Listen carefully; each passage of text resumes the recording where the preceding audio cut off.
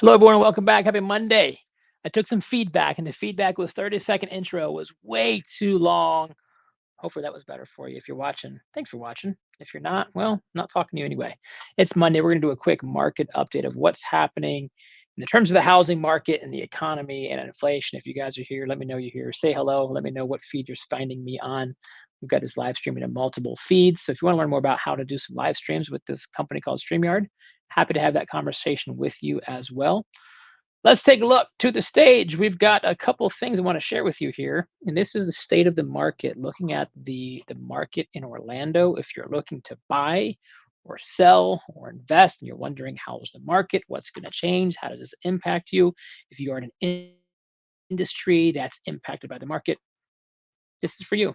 So let's look at January over January and then December versus January. So year over year, we can take a look here and we can see that the median price point is up by 3%. Year over year is up 3%. When people say the market has been tough, it's a down market, keep in mind year over year, the market has gone up by 3%. Historical average is 4%, so it did calm down a lot. Inventory, massive inventory, right? When we look at 35% more homes, 6,100 homes were for sale last year. Now there's 8,200. These are much more options for buyers. And then we can look. Let me hide this so I can see more of it. There we go. In months of supply, this is what's really driving these prices a little bit. It is from 3.6 to 4.7, almost 5 months of supply. I think of this like musical chairs. In musical chairs, this says for every one buyer, there's 5 homes for sale. Therefore, they don't have to fight over it. They are willing to get some concessions. The days on market, look at this, 93. Although it's the same as it was last year, right? 57 on market, 93 to sale. Slowing down a little bit. Let's look at how this looks month over month. More inventory by 4.5%. New listings. Look how many more people listed their house in January. I think that's just New Year's resolution. So we're looking at 46% more listings. That adds the inventory. Closed sales slightly down. This fits. That doesn't surprise me. Pendings are up, but take a look at this: 367 down to 360. So we say year over year median price went up by 3%, but then month over month it went down by 2.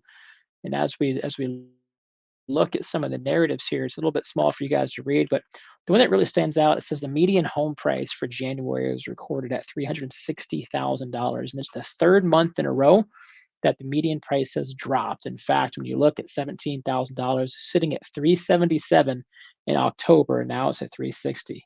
That's 4.5%. So the question I've got, sitting at 4.5% drop in the last 90, 120 days, that would lead to believe if it stayed true, then we're going to see a decline by 10 to 15% this year. And that's not going to happen. In fact, predictions and experts say that we're still going to see an increase. Year over year, we saw a 3% increase. The last 4 months, we saw minus 4.5. I believe we're going to stick around 4 to 6% increase. We're going to still see a healthy increase in median price point. This would tell me that if Q4 we went down by almost 5, prediction is Q1 we stay about flat, and Q2 and Q3, so really from April until September, will go up around 10%. That's my hunch. That's my prediction. So keep an eye out for that. Seasonality is in full swing. Now, what things could impact or affect seasonality? COVID could affect seasonality. Stimulus packages could affect seasonality. Presidential elections could impact seasonality. Could there be an outside influence that stimulates the economy and impacts it? Yes. So we're going to keep an eye on that. Keep an eye on inflation, because at the end of the day, interest rates have been impacted a little bit. Let's take a look at some interest rates as we go over here to the mortgage rates. And here you can see 30-year fixed back in the sevens for the 30-year fixed, 15 to 6.5. Jumbos are even higher. FHAs, you're looking at 6.65. We were seeing not too long ago, a couple weeks ago, sitting at low sixes, and now we're at mid to high sixes again. And the trend for what they're seeing, and this is as of yesterday or last business day, is Friday's rate trend negative. They're like, hey, no good, no good. And really what it says is impact is the highest that we've seen this year in 2024. That's because they're seeing inflation creep up. So you look at inflation creeps up, interest rates creep up. Inflation gets plateaued, interest rates plateau, inflation creeps down, interest rates creep down. So you want to watch that. If you are in the market and you're ready to lock your rate in, talk with your officer, talk with your loan officer. But when we're looking here, this is kind of like when you shop for that airline, right? When you're looking at airline, you're like, ooh, this seems like a high time to buy an airline ticket. Let's just wait. Obviously, you can't wait too long if you have a flight to catch, and you can't wait too long if you have to lock in your mortgage rate to buy that house. I would also encourage you guys to keep in mind if you are looking to play the market a little bit and you want to play the market to win.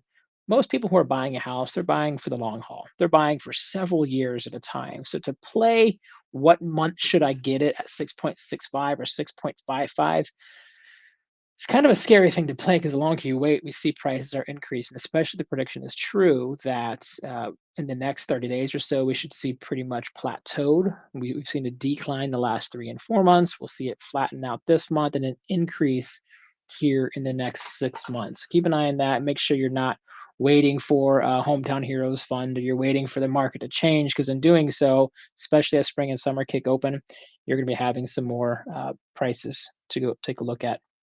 I want to share with you what's happening in our local market here. And this is all of the board and the market watch just in the last 7 days. If you can see this, 1,660 new listings. And this is stellar. This is the I-4 corridor, if you will, and hitting a lot of Tampa and Davenport and Orlando and Deltona, parts of Daytona Beach. Uh, Price decreases. We still have more decreases than new listings. So if you look at 8,500 homes for sale, 2,000 of them, almost 20%, 25% of them had a price reduction in the last 7 days. 1,100 sold. If we have 1,660 new and 1,100 sold, then we see that gap of why we've gone up 35% in inventory. It's because, well, frankly, we're listing more homes and getting back in the market more homes than we're taking off the market. As long as this continues, prices will continue to stabilize. One thing I want to take a look at, it's kind of fun. Shout out to my brother up in Seattle. He shot me over what he liked as a reel, and we're just going to do it here. We're going to say, hey, in the last 7 days, what was the most expensive and the least expensive house that was sold? And there's 2,726 homes that closed in the last 7 days. Let's take a look at the least expensive and the most expensive. We have it. $28,000. Let's take a look at the least expensive house sold. It was in St. Pete. Here we go, St. Pete. Looks like we've got a manufactured home. $28,000. This is probably a lot rent as well. So when you look at the lot rent, you're probably paying a mobile home, manufactured home, somewhere around $300 to $600 a month to rent out the lot, and then you have your camper, if you will. So let's see, one bath, parking, screen lanai, enjoy retirement. And we're looking for the community features. No, 124 months. So there you go, $128,000 in St. Pete, and you are living large here in your 1-1. So there we go. So that's the least expensive house sold in the last 7 days. Let's take a look at the most expensive house sold in the last 7 days. Let's go back here. Let's take a look at it, and we're going to head over to the final page. Beautiful. It is in Sarasota. So both staying on the West Coast. Least was St. Pete. This was Sarasota. And let's take a look. We'll call it 7 million in Siesta Key. There we go. That's what I'm talking about, baby. So this was 7 million sold in the last 7 days here in Siesta Key. What a beauty. My goodness. Okay. I like it. I like it. I think I'll go grab an Airbnb there. We'll stay there this weekend. That sounds like a good plan. Okay, gang. Well, I appreciate you taking some time to look at the market with me, and hopefully you liked it and you liked what you saw. And if you didn't like it, well, then why are you still here? If any way I can help you out, we've got a full team. We have several languages in the team, so we're going worldwide, and we speak Spanish and English and Portuguese and Arabic and Cantonese and all sorts of things to help you out. So, love to be able to be a resource for you as your real estate agents of choice. If you want to know what your house is worth, if you want to know what your purchase power is worth, or what you should do when, drop me a comment, shoot me a DM. You know how to get a hold of us. Hopefully, if you're watching this, do so, and I'd love to be a resource. And if not, you just like looking at the market and being entertained, then thanks for letting me entertain you. Guys, have a great day. Check us out for more live streams. We do some wealth tips and some real estate tips every Monday and Wednesday. Talk soon. Take care.